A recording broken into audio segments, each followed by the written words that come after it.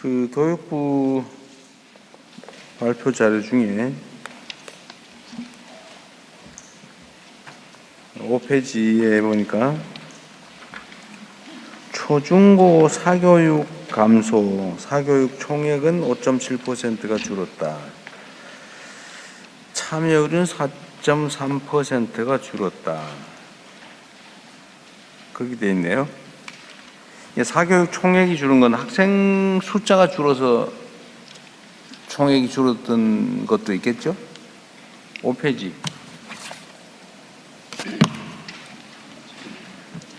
프레젠테이션 5페이지요. 네, 프레젠테이션 5페이지.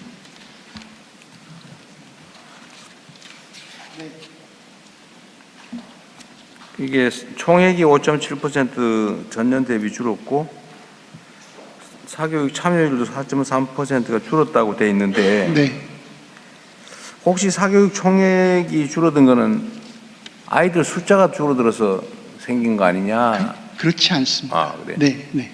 숫자는 똑같은데 근데 왜 줄어들었을까요?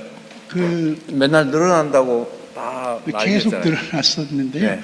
그러니까 올해 들어서 특히 그 사교육에서 유아나 초등학교 1, 2, 3학년 학생들이 돌봄의 필요에 따라서 가든 사교육 분야를 저희들이 적극적으로 지원하게 되면 통합 돌봄을 확대하면서 네네.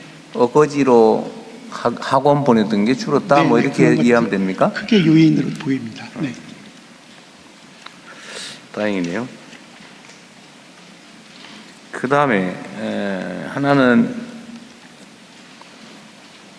지금 이제 과거에는 하여튼 점수로 1등부터 지금 학생 수가 응시 인원 수가 연간 몇 명이나 됩니까? 학력고사 뭐 하여튼 이런 거 보는 수능 시험 말씀입니까? 네. 약 45만 명 정도. 45만 명? 하여튼 이 45만 명을 1등부터 쭉 점수를 매겨가지고 하여튼 한 개 등수 차이 0.000 뭐 몇 점 이렇게 될 수도 있겠죠. 근데 이렇게 하는 거고 이제 등급제가 생겼잖아요. 1등급, 2등급, 3등급. 근데 같은 등급 안에는 점수 차가 있지만 같이 취급하는 거죠. 근데 이게 이제 그 전원을 등수를 다 매기는 거하고 등급을 매기는 거하고 이게 이제 등급을 매기면 입시 과열이 조금 줄어들 수 있는 거죠. 네, 그렇다고 보고 있습니다. 그 등급제를 도입한 취지는 원래 그런 건가요? 등수제로 안 하고 등급제를 도입한 이유는 뭐예요? 그 전체를 어디에서 개인 40몇만을 등수로 하기는 아무래도 어려움이 있어서요. 그래서 이제 9등급제로 하다가 이 등급제를 5등급제로 하면서 조금 더 그나마 그러니까 경쟁을 좀 완화하려고 한 거겠죠? 그렇습니다. 네. 5등급인데 이걸 만약에 예를 들어서 2등급으로 한다. 또는 극단적으로 한 개 등급으로 했다고 하면 이제 등수가 의미가 없어지는 추첨제가 되는 거죠. 그렇게 되는 거잖아요. 그렇게 생각할 수 있습니다. 아니 이론적으로는 그렇지, 이론적으로. 네.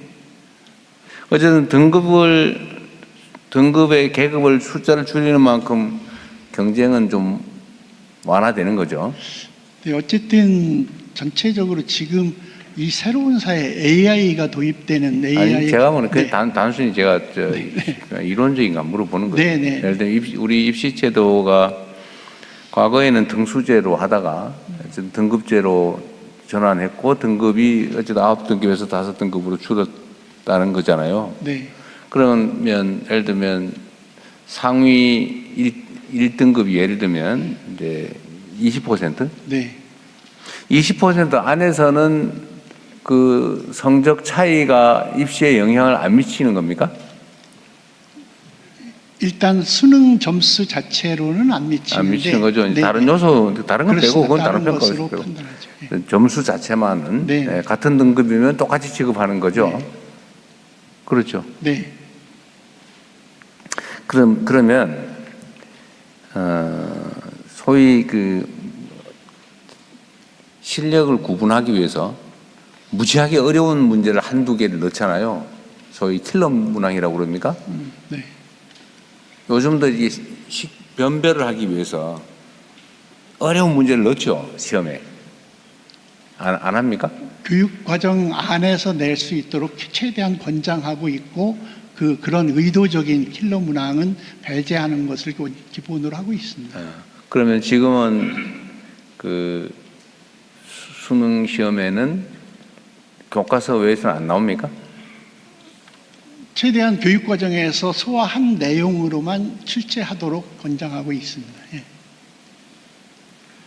뭐 물론 이제 변형은 있겠죠. 예를 들어 똑같은 문제인데 네. 숫자를 바꾼다든지 그렇습니다. 이런 거 있을 텐데 이게 왜 물어보냐면 어쨌든 사교육 또는 선행학습 특히 이제 사교육 교과서에 안 나오는 문제가 어떤 게 나올지 모르니까 그거를 대비하기 위해서 어쨌든 아주 고득점을 하기 위해서 그런 거는 지금은 그러면 많이 없어진 거예요? 제가 좀 교과서에 안 나오는 거 시험 문제 대비하기 위해서 네, 사교육 받는 건 없어진 거예요? 제가 좀 답변 올리겠습니다. 그 오지선다 객관식 시험을 치고 있고요. 이제 수능에서는 일부 영어 제외 국어 한문은 절대평가 등급제로 하고 있고 나머지 과목은 여전히 상대평가 표준 점수를 주고 있습니다. 주고 있는데 지금 수능이 32년간 시행되면서 기출 문제를 피하면서 정상적인 문제를 출제하는 데 한계에 봉착해 있습니다. 그래서 아주 이상한 문제들이 나왔다고 흔히 뉴스로 나오는 것이 그것입니다. 그래서 이제 이른바 상위권 변별력을 위해서 이른바 킬러 문항이라고 불리는 문제가 나오고 있고 완전히 해소됐다고 생각되지 않습니다. 현재 그래서 객관식 수능 시험을 계속할 것이냐의 문제는 깊이 한번 고민해 봐야 될 주제입니다. 근데 결국은 평가의 편의를 위해서 그러니까 오해받지 않고 평가 점수로 어쨌든 선별 기준, 변별력을 확보하려고 문제를 어렵게 내는 거잖아요. 네. 시험 문제 다 아니면 다 점수 네. 똑같아져 버릴 테니까. 네. 근데 그게 결국은 학생들을 위해서라기보다는 선발하는 측의 편의와 안전성을 위해서라고 보는 게 맞겠죠? 그런 측면이 있습니다.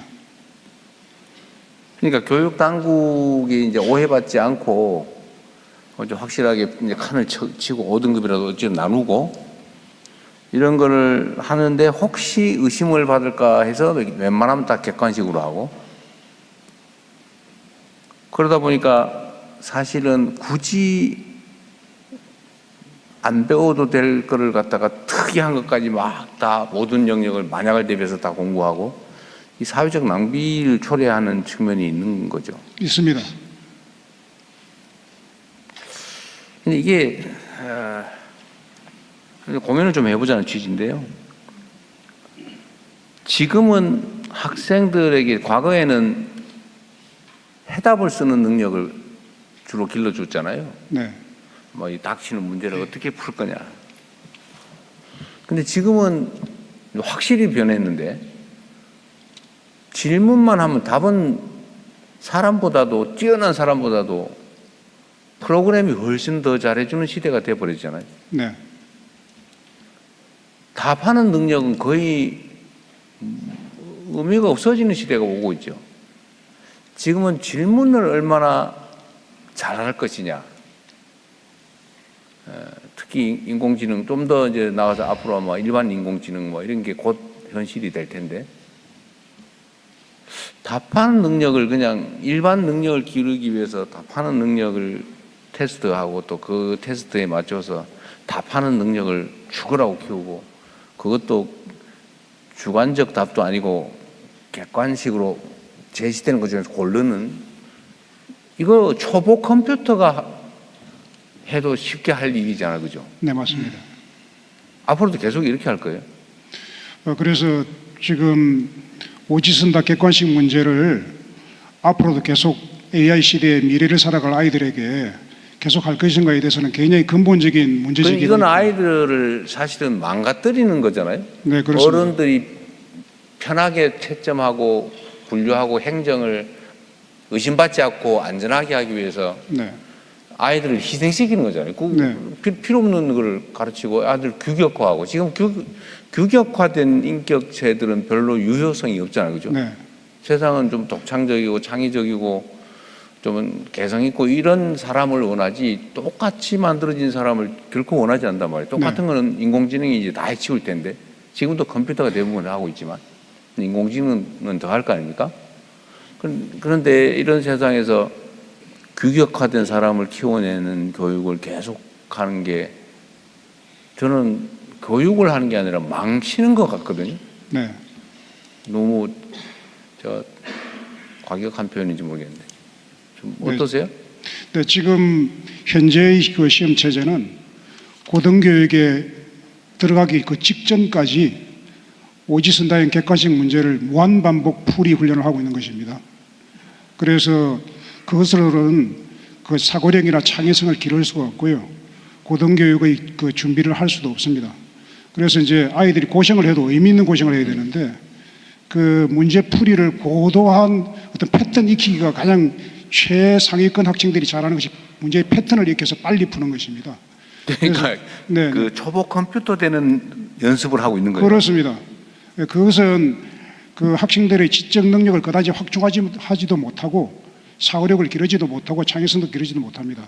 이것을 지금 크게 가령 논술 서술형으로 적극적으로 도입해서 아이들이 오지선다에서는 남이 써놓은 정답을 고르는 것에 불과합니다. 그런데 이제 자기 손으로 자기가 정답을 쓰게 만들어야 됩니다. 예, 그래서 그것이 이제 논서술형 교육이고요. 그 수능에서부터 논서술형 그 평가 방식을 도입하면 학교도 적극적으로 공교육에서도 적극적으로 하고 해서 가장 중요한 것은 대입 제도를 좀 바꿈으로써 학교 교육을 바꿀 수가 있다.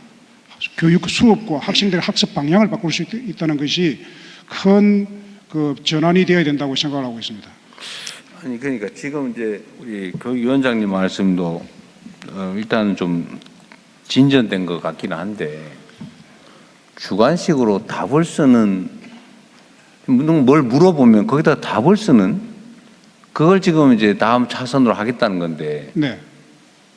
이게 좀 무책임한 얘기인지 모르겠지만 아까도 얘기했잖아요. 누군가 물어보는 내주는 과제를 푸는 이거는 이제 컴퓨터 시키면 인공지능 시키면 된다니까요. 이제 뭐라고 질문할 것이냐, 뭐라고 구상할 것이냐,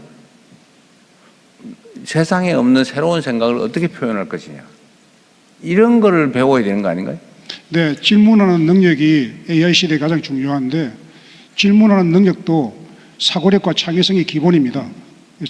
창의성과 그 사고력을 기르는 방식이 평가 방식으로서는 오지선다 객관식으로는 전혀 다르지 그건 않습니다. 아닌 거야. 그건 당연히 아니고. 네, 그건 그래서 망치는 거고. 논서술형 출제를 하게 되면은 학생들이 사고력과 창의성을 기를 수 있는 그 수업 방식도 달라지고 학생들의 학습 방식도 달라지고 어릴 때부터 책을 읽게 되고 그런 방향을 유도해 나갈 수가 있습니다.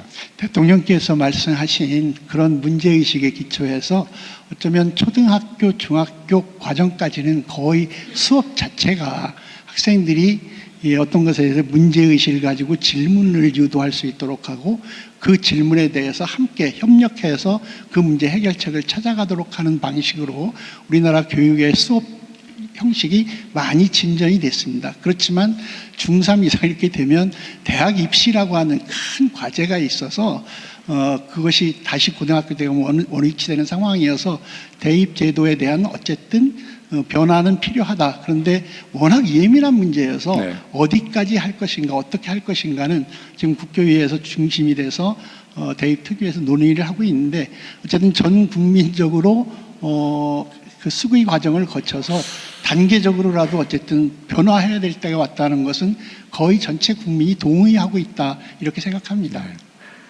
그런데 어쨌든 이 입시제도라고 하는 게 이제 모든 교육의 방향을 정하는데 사실 딱 거기 맞추잖아요. 심지어 대학 안 갈 사람들도 거기에 맞춰서 공부를 당하고 있죠, 그죠? 그렇습니다. 근데 이 이제 입시제도라고 하는 게 워낙 예민하다 보니까 조금만 뭔가 건들면은 여기에 이제 득보는 쪽, 소위 피해 본다고 생각되는 쪽이 엄청나게 예민하게 반응을 하니까 손대기가 너무 어렵죠. 네. 또 한 가지는 이게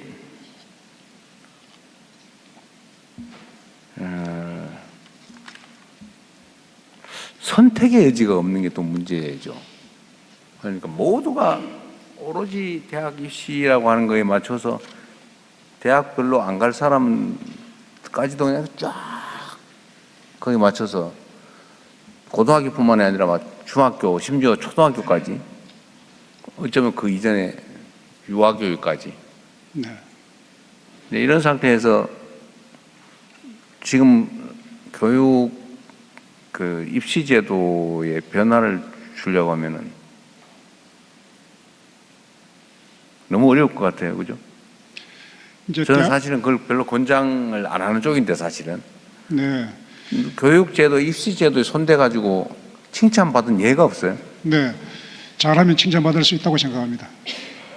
진짜요? 네. 너무 자신감 넘치는 것 같은데. 그동안의 그 입시제도 변화는 주로 그 유불리 조정, 각 대학 입시를 준비하는 그룹들이 있습니다. 뭐 고등학교 유형도 다르고 유불리 조정 등에 상당히 신경을 많이 썼는데요. 그것은 교육 내용을 변화시키는 힘이 없었습니다. 그런데 대학 입시 제도가 교육 내용을 변화시키는 힘이 있습니다. 수업도 바꾸고 학습 방식도 바꾸고 하는 힘이 있기 때문에 대학 입시의 그 힘을 이용해 가지고 교육 내용을 바꿀 필요가 있다. 대통령의 말씀처럼 대학 안 갈 아이도 대학 입시에 필요하면 그런 교육을 해야 되느냐 이런 말씀을 하셨는데, 대학 안 갈 아이들을 생각한다면 더더욱 오지선다 객관식을 해서는 안 됩니다. 그건 당연하죠. 네네. 그런 아이들을 생각한다면 더더욱 사고력과 창의성을 기르는 뭔가 자기의 생각을 쓰는 그것을 계속 고도화해 나가는 교육을 해야 되고요. 그래서 여러모로 보더라도 어느 모로 보더라도 대입제도는 좀 크게 그 평가 문항 방식이 좀 바뀌어야 된다. 그렇게 생각하고 있습니다. 네. 어쨌든 뭐 이 정도 하시고요. 뭐 저도 답은 없습니다. 답은 없는데 답답한 건 사실이에요. 그러니까 매우 어려운 과제이지만 지금 이제는 그 AI 시대로 전환하고 있는 시대에 어렵고 힘든 과제이지만 반드시 해야 될 과제라고 생각하고요. 그래서 그 우리 국민주권 정부 시대에 국교유학교육부가 손잡고 어쨌든 국민들께 최대한 좋은 방안을 마련해서 제안하면서 방향이라도 확실하게 잡는 것이 이 시대 저희들의 과제라고 생각하고 있습니다.